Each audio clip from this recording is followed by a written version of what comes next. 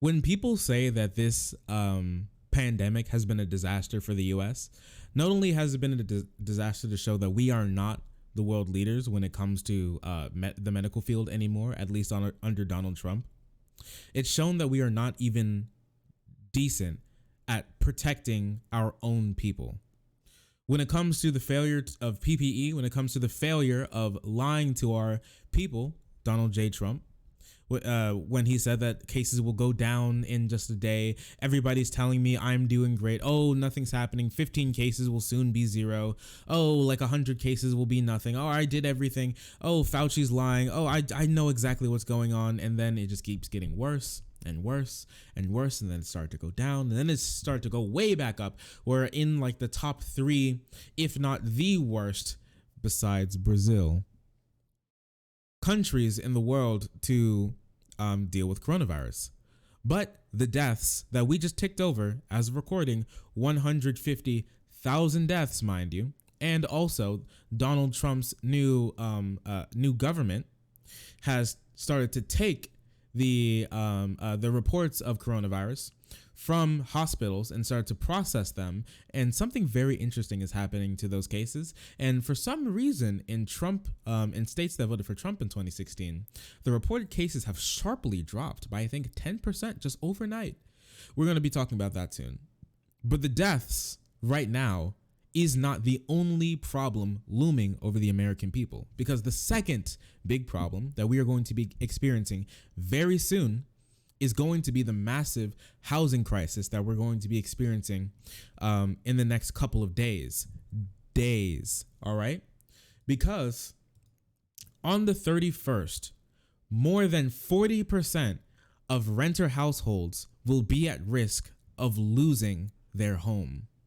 40% of Americans who rent a home who are estimated to not be able to make their payments and could be evicted. Now, this is unprecedented levels. Yeah. Well, no, that's not 100. That's not 40% of Americans. It's 40% of American renters, which is about 25 million people, which is still almost as large as the entire Canadian population. But it's still a very big number. So 25 million people across the country are at risk of losing their homes. And under the Republicans, their benefits are going to be cut by 43% weekly, from $600 to roughly $200 in September. They're going to lose the $600 payment. They're going to lose a lot of their protections that they were given in the first CARES Act that the Republicans don't want to continue in the second CARES Act. So we can look at this chart that Forbes and Statista put together to show what they estimate what percentage of renters in each state are at risk of losing their home. Now we can look, and a couple of these states are really, really bad. Like none of them are under 20%. The lowest is Vermont at 22%, and the highest is, West Virginia at 59. My bad. Is Florida. Oh, my bad. No, I'm right. Is West Virginia at 59%. 60% of West Virginian renters could lose their home in a couple of days. For Kentucky, it's 58. Louisiana, it's 50.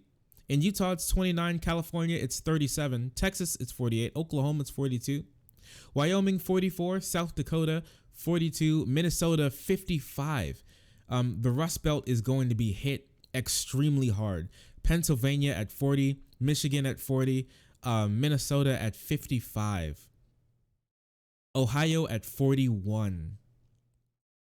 And one of the trends that you can see, 44%. Imagine 44% of the renters won't be able to make their payment and will be subject to be evicted, because the moratorium on evictions in a lot of states has ended. A lot of states have not picked up on keeping landlords from stopping from stopping eviction hearings, and a lot of eviction hearings have started to come up by Zoom call, but they've started to come back. And you know for a fact, a lot of those renters are going to start getting some very mean notes in the letter, in the mail, as soon as August rolls around. The second August rolls around and that payment isn't in their landlord's piggy bank. So, one trend that you're seeing here is that a lot of these states, a lot of the worst hit states, West Virginia, Tennessee, Mississippi, Illinois, Texas. Wow, I'm short circuiting on a little bit of these.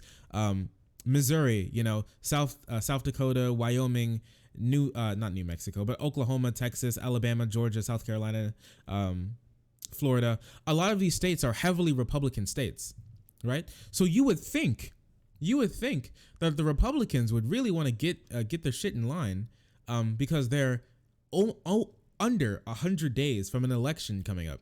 Like all of the representatives are back up for election. A third of the Senate is up for election. The presidency is up for election, and lots of local races are back up for election. So you would really think that the Republicans would really kick some shit in gear, right?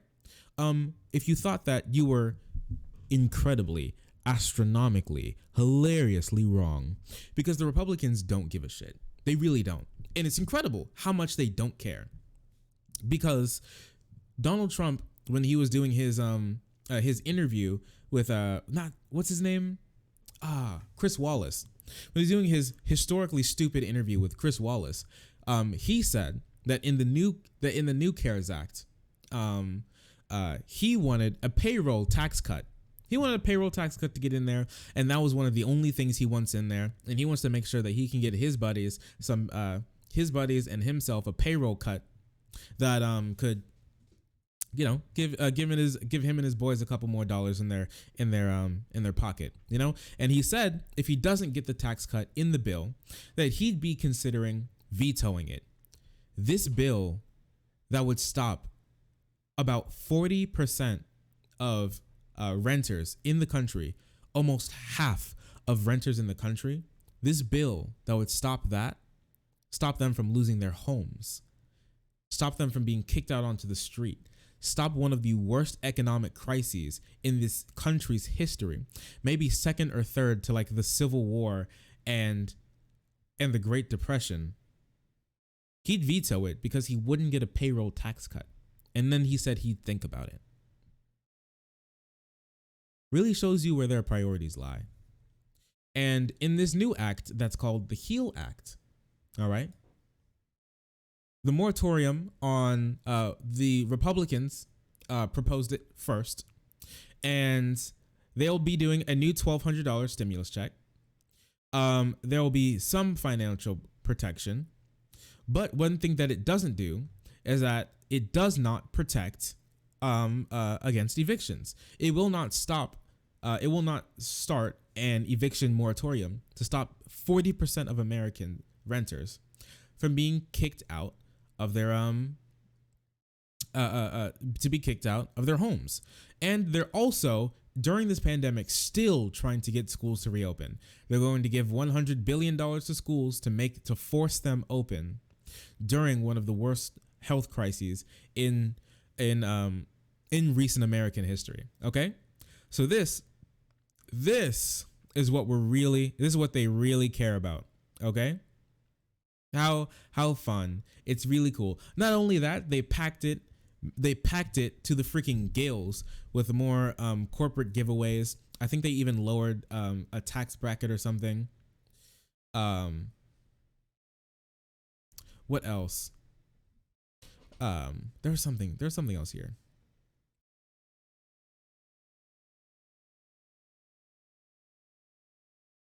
Yeah, they're doing a payroll protection, which I mean can be cool, I guess.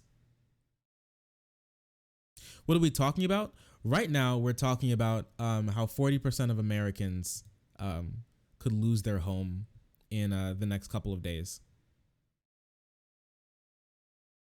So yeah, it's really cool. The Republicans don't care. They're trying to bribe people to get back to work with a $450 bonus, which I mean is cool, $450 a week. But while cases are still rising exponentially, we should be trying to get people to stay home and away from each other. This is only going to exacerbate the problem. Remember when the Republicans were like, oh, look, the CDC is so out of line when they said that this could get as bad as 200,000 people dying. Oh, that won't happen. Oh, look, the cases are going down. And then suddenly out of nowhere, we're on the cusp of 200,000 people dying of coronavirus. We're right there. It's about to happen. 200,000 people could die of coronavirus, and they're trying to get people back to work. So that's what you got. That's what happens in a Republican controlled Senate. That's what happens when you live under Republicans. I hope this taught anybody a lesson about why we need to make sure that these people don't hold any political office whatsoever. Because this kind of sucks. I mean, $1,200 would be sick. I didn't get the first $1,200 check. I may not get this one, so that doesn't really matter to me too much, like necessarily. But keeping people safe from a virus that we can actually protect ourselves from is something that we really should be doing, and something that the Republicans don't care about and the Democrats aren't doing enough to fix.